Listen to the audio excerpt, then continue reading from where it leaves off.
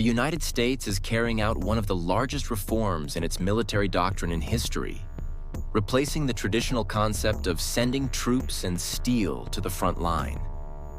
Imagine one of the most important naval bases in the Middle East, a strategic complex responsible for supporting military vessels, protecting maritime routes, and ensuring the presence of one of the largest naval forces in the region.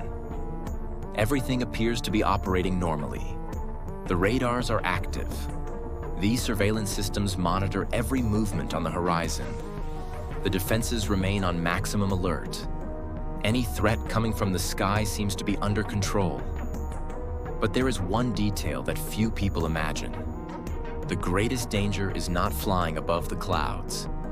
It is slowly approaching across the surface of the sea, almost imperceptible, silent, and difficult to detect. It was exactly in this scenario that a new form of warfare gained prominence.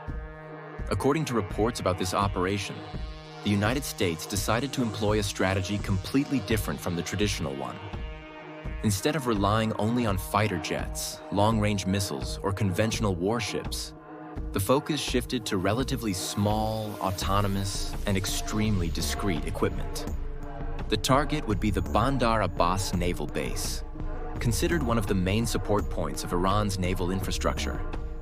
The objective was not only to cause immediate destruction, but also to compromise the base's logistical capability and make future military operations in the Strait of Hormuz region more difficult. The most interesting aspect of this strategy was the way it was reportedly carried out.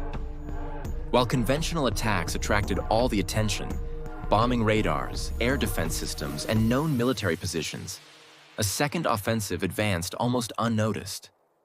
It was an operation planned precisely to exploit the moment of greatest confusion on the battlefield. While everyone was looking at the sky, the real threat was moving across the sea. This tactic became known as a multi-domain saturation strategy. In other words, different means of attack would operate simultaneously to overwhelm the enemy's response capability. While aircraft and warships created enormous pressure on Iranian defenses, small unmanned surface vessels took advantage of the gaps opened in that system to advance toward the main target. Instead of confronting every layer of protection directly, they sought to bypass them by using discretion and synchronization. These vessels were known as Corsair. Developed by the company Saronic, they represent a category called USV, or unmanned surface vehicle. Although they visually resemble small speedboats, their operation is completely different from that of a conventional vessel. Measuring approximately 7 meters in length, they were designed to operate over long distances without the presence of crew members, significantly reducing the risks for human operators.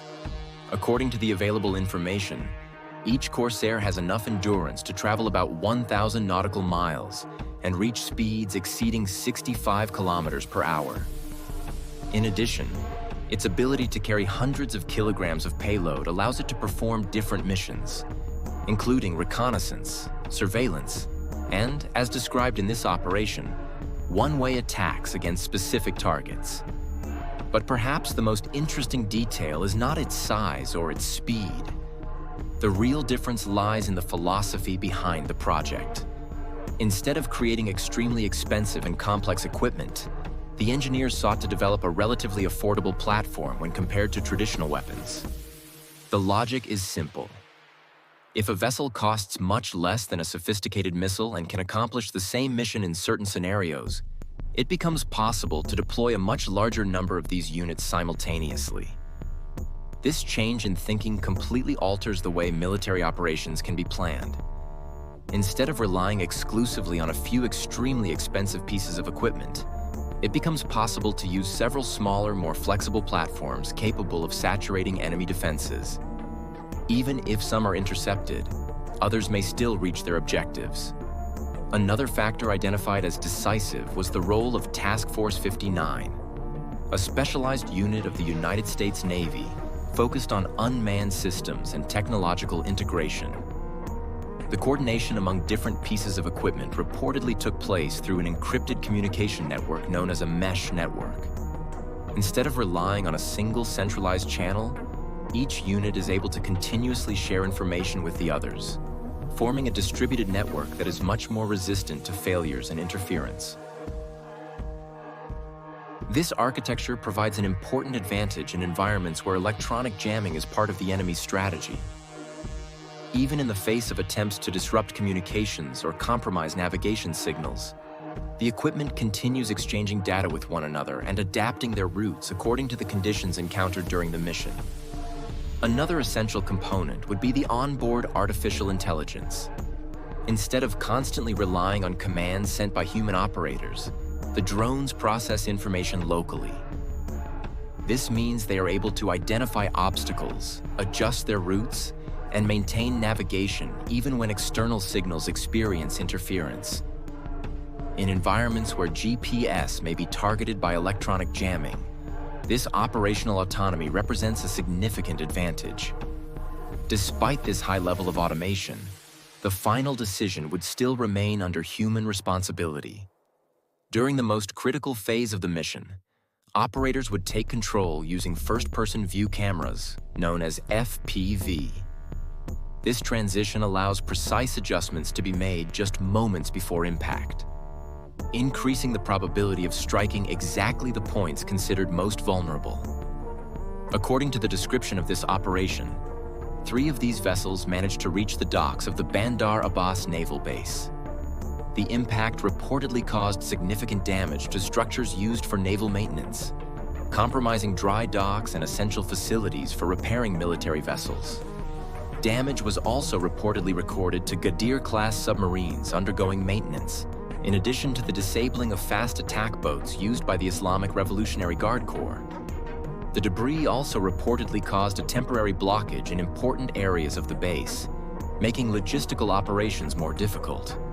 Regardless of the material damage, the most relevant aspect of this story lies in the paradigm shift that it represents. For decades, naval power has been associated with large destroyers, aircraft carriers, nuclear submarines, and sophisticated cruise missiles. Now much smaller equipment is beginning to occupy an increasingly important place in modern military strategies. This does not mean that traditional ships will cease to exist. On the contrary, they continue to perform essential functions. However, the emergence of autonomous platforms greatly expands the range of operational possibilities. Missions considered risky can be carried out without placing crews in direct danger. Reconnaissance operations become more persistent. Attacks can be coordinated from different directions at the same time, increasing the adversary's difficulty in responding. There is another important element as well: the psychological factor. Defense systems are usually prepared to face predictable threats. When a new type of equipment emerges with different characteristics, the entire doctrine needs to be revised. New sensors need to be developed. New protocols need to be created. New training becomes necessary. In other words, technological innovation forces everyone involved to evolve constantly. The growing use of artificial intelligence also raises discussions about the future of warfare. The more autonomy these systems receive, the greater the need becomes to define clear limits for their use. After all, even if machines carry out part of the operational decisions, the consequences still fall upon human beings and nation-states. Furthermore, the combination of autonomous vehicles, intelligent networks, and distributed communications demonstrates how modern warfare is becoming increasingly connected to the digital world. Today, winning a battle does not depend only on the number of soldiers or the available firepower. It also depends on the ability to integrate sensors, software, algorithms, and secure communications into a single operational architecture. For this reason, several countries are closely monitoring the evolution of these technologies. The development of ground, aerial, and maritime drones has ceased to be merely an experimental trend and has become a strategic priority in various parts of the world. Whoever masters these capabilities may gain important advantages in future military operations. At the same time, The race is growing for systems capable of detecting, intercepting, and neutralizing these new threats. More sensitive radars, optical sensors, defensive artificial intelligence, and directed energy weapons appear as some of the solutions being studied to counter small, fast, and difficult-to-identify platforms. This transformation shows that the future of conflicts may depend less and less on the size of weapons and more on the intelligence behind them.